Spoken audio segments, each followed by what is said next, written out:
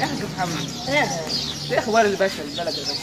والله العظيم البلد بخير الحمد لله، بس الفترة والله اللي انت جبتها عننا ديت ما كانتش كويسة خالص. اعمل ايه بس غصب عني؟ بس بصراحة البلد طلع فيها شوية شباب. اللهم صل على النبي عليه. لا اله الا الله. سبحان الله. ربنا يصلح حالنا ان شاء الله يصلح حالهم وحال الجميع وحالنا قبل منهم ان شاء الله. يا حاج محمد، يا حاج محمد، يا حاج محمد الفلوس وقعت منك يا حاج محمد. يا حاج محمد الفلوس وقعت منك يا حاج محمد. بارك الله فيك وعليك يا ولد.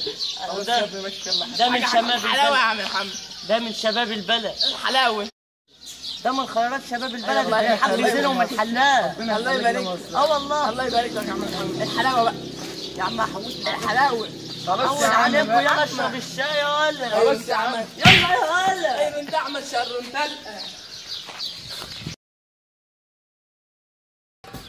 شوف انا عملت امبارح، صرفت 100 جنيه كده، حطيتها على الترابيزه كده. والواد حماد عمل ايه؟ يا اسطى بص، شربقت على كله يا اسطى، و100 والله جنيه هنا و100 جنيه، فرتبتها خالص امبارح. طب ما تجيب المنجيش فلوس على الصاله. خد يا اسطى الفلوس وقعت. فلوس ايه؟ يا نهار ازرق، فلوس ايه اللي وقع؟ الفلوس وقعت والله. كده بتاع امبارح الفلوس وقعت. فين؟ فين دلالتك فين؟ انتوا مالك؟ وقعت حاجه يا عم. لا اله الا الله. عمال يقول لي 100 جنيه. لا تقول يلا. وقعت حاجه. لا اله الا الله. فين؟ انتوا مالك؟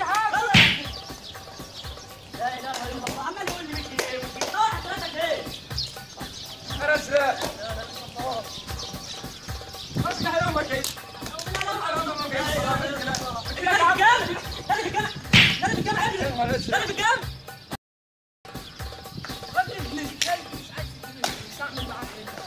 ايه ده؟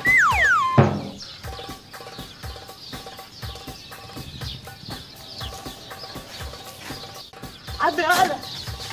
ثلاثة جنيه يا اخي الكلب. عبي يا عم خليهم معاك يا عم. تعال معنا اخر يا لهوي يا اوعى عبي يالا. قلت لك خليهم معاك يا عم. يلا خليهم معاك يا عم من هنا. عبي يا عم اخويا يالا. ايش يا عم؟ ده اللي اخوك الكلب الفلوس وقعت. عبي هذا. يا عم كان قصدي يا عم. عمال تقول لي 100 جنيه. انت جاي بعدين. ايه يا عم روح. والله بعدين. يلا يا ولد الكلب.